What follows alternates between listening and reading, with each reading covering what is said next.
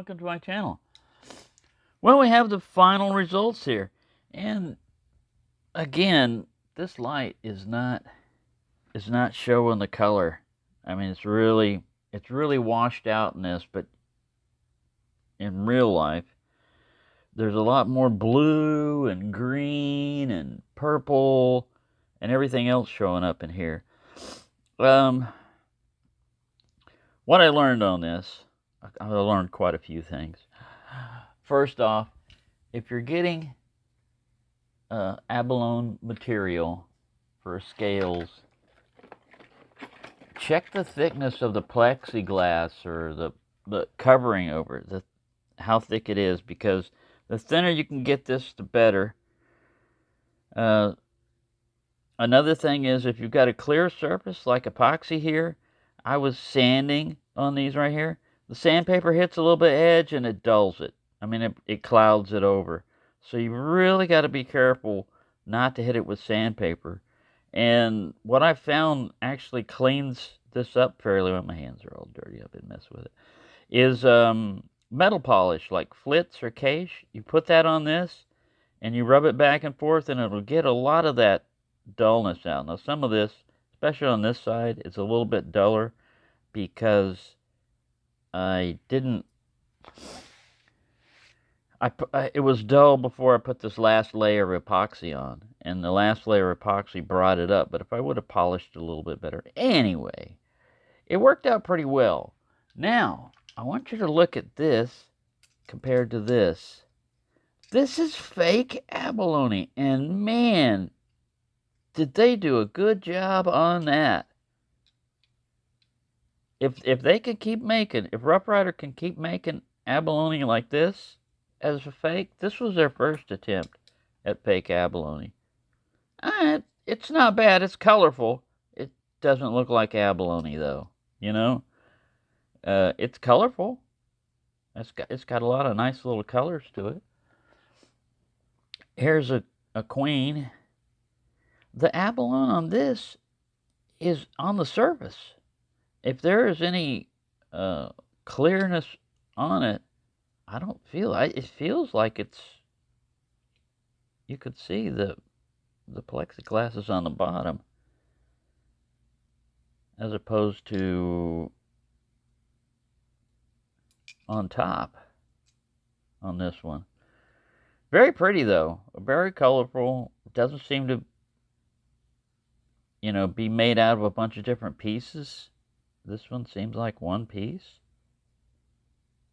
Or they did it well enough that it doesn't look like that. So, this process here took hours to get it down from that big chunk to this, only to have it lift up at the last second. It was lifting up a little bit, and I went, what the hell? I would have worked with just the abalone piece itself, abalone, much easier than dealing with that plastic, as you can see. I swept some of this up too. I still got to get more of it, but it's everywhere. There's a little piece of plastic everywhere. Ow. Ugh. It's got a strong pull on this pen blade. Sorry about all the earthquakes. A nice lockup on it. No real half stop on that guy. And no real half stop on this guy. But a good lockup. And I get squeeze 4 fingers in there.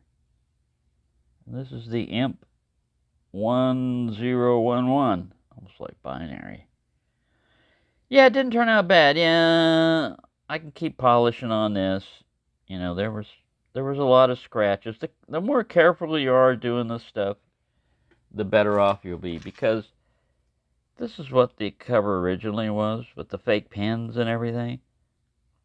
And this is what it is now. So I think it turned out pretty good, and I learned something in the process. I learned quite a few things. Like I said, I usually was working on this with both blades open, and the only thing I did was burn my finger right here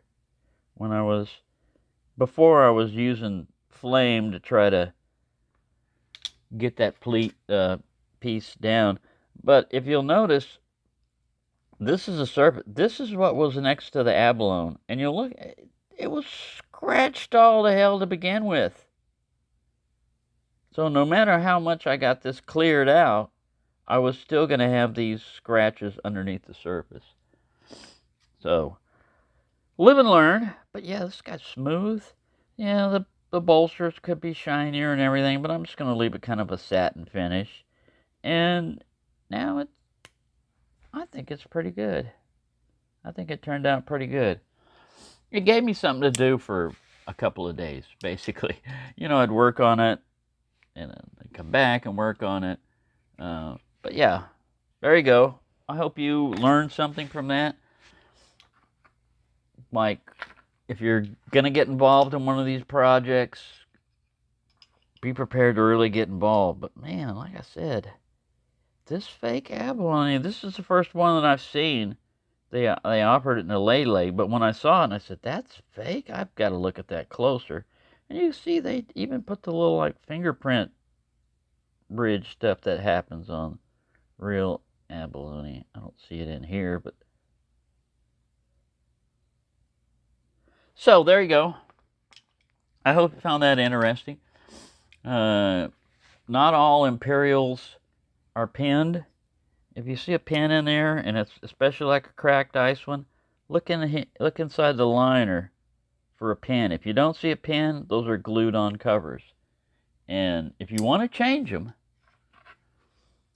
you just pop the cover off and try to copy this. You know, put it in there and try to copy that.